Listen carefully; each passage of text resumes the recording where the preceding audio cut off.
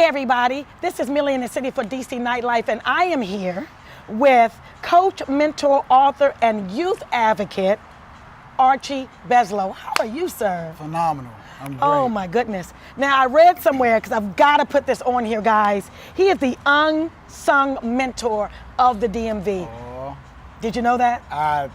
you did your homework. Of course I did. I took the test. I know. Got an A Right. plus.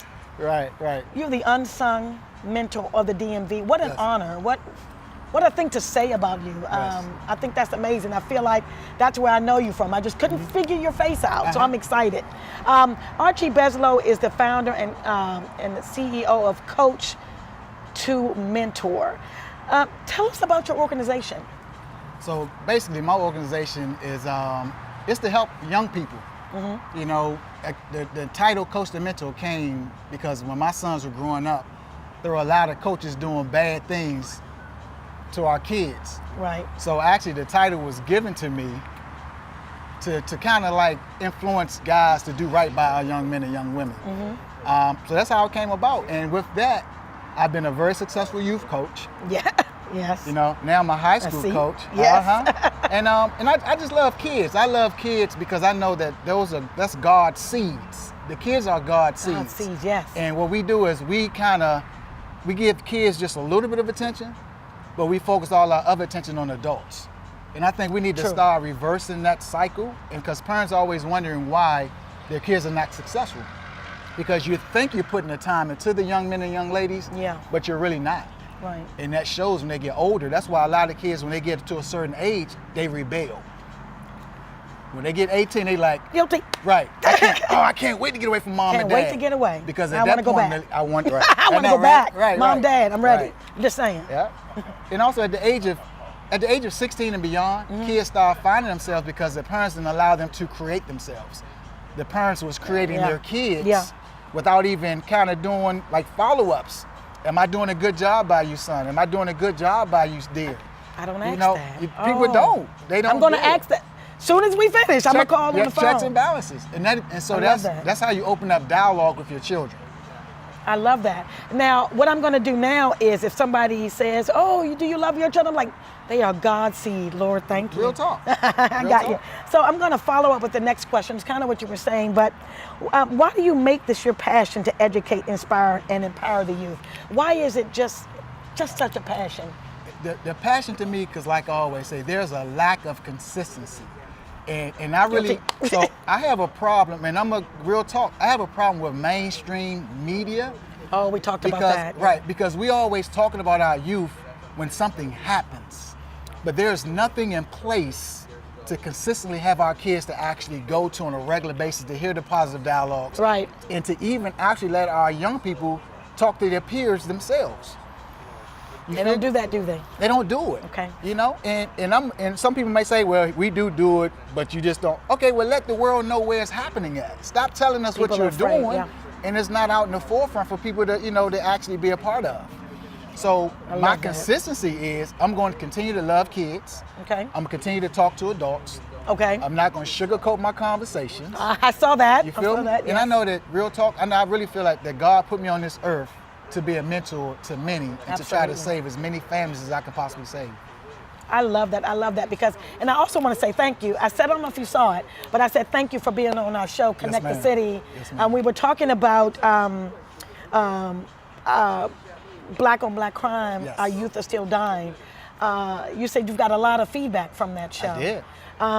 You guys, you and a couple of other special guests were very instrumental. I thought about some things also that ma'am. I could be doing a little bit different. So I want to thank you. Connect the City. It was like a shameless plug, but that's okay. No, that's real good. Real talk. So another question I have for you is, do you feel that becoming a DC police officer, I put your business out there a little bit, helped you do what you do now? Did it inspire you to do a better job, do you think? Well, so the answer to that is no. And Wow. the reason being, right. So I grew up in Southeast Washington, D.C., so it was always a struggle to find my identity because I had to actually be a part of what my peers was doing. Of course you did. So the majority of my peers wasn't doing right. So at an early age, I had to belong. You know what I mean? So then Yes, sir. it took time, and thank God for my mom and dad to put me on the right path to be who I am today. But it was a struggle. So Right. so in my life, I'm a police officer. I bodyguard the mayor. I Okay. write books. So my life is really a testimony that I can actually give to a lot of people to help a lot of causes. Exactly. So in the reference to your question, all my life has really motivated me to help the youth. But it was before So it you was really became a before, DC police officer. Before I became a DC police officer, so as a cop, of course, it brought me to a whole bunch of, like seeing people getting shot, killed, a whole bunch of Yeah. life things. Yeah. So in that perspective, so the police job, yeah, I mean that did. It helped. Teeny, It helped. weeny It bit. helped I some got because you. it really brought life really up close. Right. And to see how families struggle, you know, and a lot of kids that get in trouble are one hug away from being different. One hug and one conversation away from changing the outlook of where they're One trying to go hug in their and life. one conversation. One That's a hug book and one title, right? conversation. That's a Yes. book title. Yes, ma'am. I love that. Now, I grew up in it's back. The fly is back. Here you go. That's my assistant. as That's well. your- one another of my assist- that's assistants. her Yeah, assistant? That's Fly Nat. That's flat. Fly Nat. Yeah. So I grew up in the background of the sports. My father went to West Virginia University at the time where, of course, blacks weren't supposed to be on the court. Right. Got ya. And so they still call him coach Yes. to this day. Why did you feel like that you had to get them while they were in the sports to educate? Once again, our coaches are toxic. Not all coaches. Oh, okay. Our parents are toxic. Not all parents. The sports arena is supposed to be the one outlet where a young man Right. and a young lady can go and actually, that word again, create themselves. Create themselves, okay? And what happens is the parents and the coaches, in my mindset, they kind of abuse that. They abuse it. And so now you got the kid, once again, trying to force the kid to be more mature than what they are. Exactly. Because that's supposed to be an outlet. But now you got mom and dad, for instance, basketball. I stopped coaching basketball because that's a I whole have had nother. this conversation. Coaching Yes, basketball sir. is the worst. I would have guys actually tell his child to shoot the basketball, or don't worry about what seen the it. coach said, I'm your dad. I've seen it. You know what I mean? So now you put In the AAU. Come on, man. I've So seen guess it. who the child gonna so the child to disrespect somebody is either he gonna disrespect the coach or disrespect his parent. Who you And think he gonna disrespect? He's going to disrespect the you. coach. Absolutely. So now you my father stopped coaching for that reason. I'm telling yes. you. So It we just have wasn't all like the that answers. back in the day, though. It wasn't.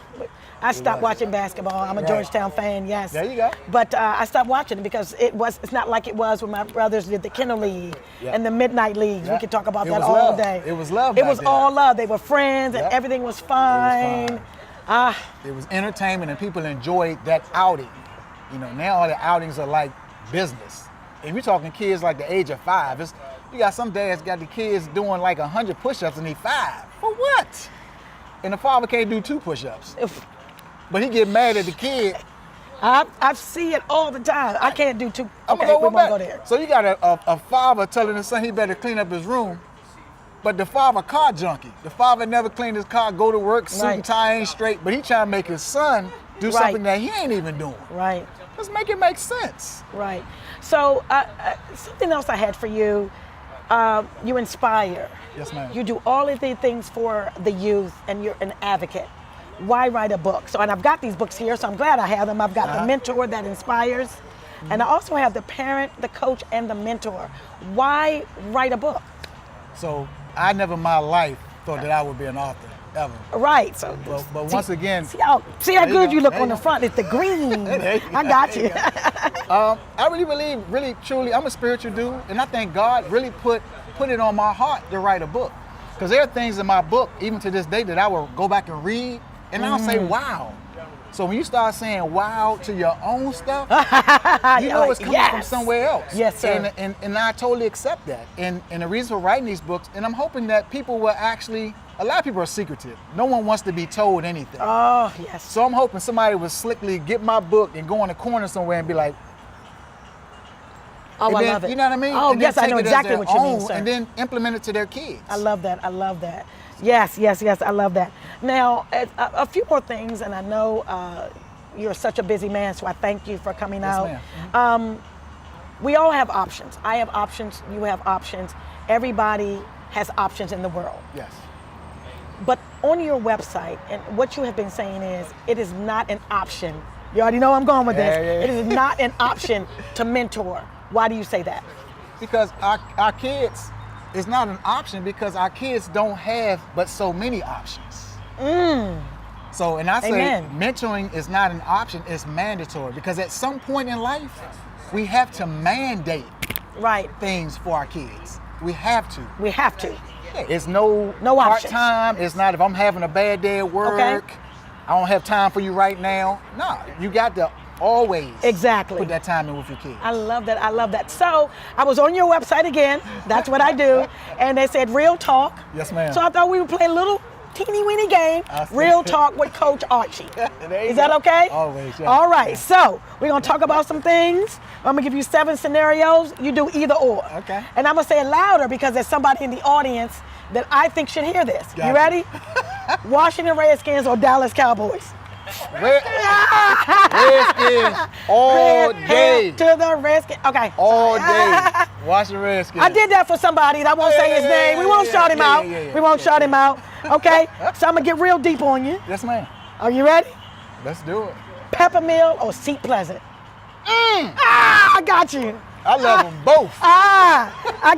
It's a hard answer for me too. Both. I love them both. Go pick one, sir. Pick one. And we picking based off of. You know what we picking off of. Go on. I already know your answer. I know your answer. Well, I play an air raid band, so I'm gonna lean towards C Pleasant because air no. raid is like Maryland's own, and C no. Pleasant is. Air raid. I'm just saying. You know. I picked Peppermill. I was always up there. Okay, that's fine. They're very formative. Here we go. This is deep. This is to my heart. Joshua Norman or Clinton Portis? Clinton, my man. Clinton Portis, I'm sorry. Clinton's my All man. right. Josh, I love you. In case you're watching. Josh, we cool. I like we Portis. cool, but Clinton, my man. Okay, well, my son likes Portis. Oh, well, she likes, no, okay, anyway, okay. All right. AstroTurf or real grass? So, I'm from Archbishop Carroll High School. I'm ready for you. All our fields has been grass. Okay, so grass. Grass, all day. All right, okay. All right. Oh, Chuck Brown, a little bitty. Oh! I'm sorry. Oh, I'm sorry. All right, it's too hard. My Okay, I'm God. sorry. Can I do Chuck Benny? Can I say Chuck Benny? I'll take it. Chuck Benny, my man. All right, so of course, last but not least, I know the answer to this. I know it. All right, Archbishop Carroll or DeMatha? What? The interview is over. He's leaving. What? Oh, okay. So, all due respect to DeMatha, I love their programs. I yes. love all the athletes that came through. Yeah. But Archbishop Carroll changed my life, real talk. I got you. It was all men at one point. was all but yay men. for me. It was all me. That flies. What you call a fly? back. The gnat The is back. gnat, Could you get yeah. your assistant, Mr. Prop Assistant? gnat. Yeah. Prop- Oh, the net is actually going to get us water and beverages. Yeah, I want a Coke. Thank you. So what I like to do is end this off. I've had the parent, the coach, and the mentor. This is my personal copy. Yes. Thank you so much. Uh-huh. And I also have the mentor that inspires. Would you like to just tell everyone how to get in touch with you across social media? Yeah, so basically my Facebook page is Archie Beslow. You can get on my website, archiebeslow.com. I'm on Instagram as Coach2Mentor, Coach the number 2 Mentor. And my phone number is 202-420-8486. And that's my personal phone number. I do not have a ladies. problem giving my number. Ladies. All right. They can be calling it. Yeah, hey, The call. phone ringing Let's now. go. Hold on. Oh, wait a minute. I lied. All right, this is Millie in the City with Coach Archie Beslow, mentor, advocate, just everything. This man is amazing. Get his books, guys. He is amazing. I love talking with you. And I know we're going to be doing something doing together. something. We're not going to talk about it now. Yeah, but we're gonna do that. Now We're you have gonna do my that. word. We're doing it. We're going to do it. So this is Millie in the City with DC Nightlife. Pretty deuces. I'm out, guys. All right.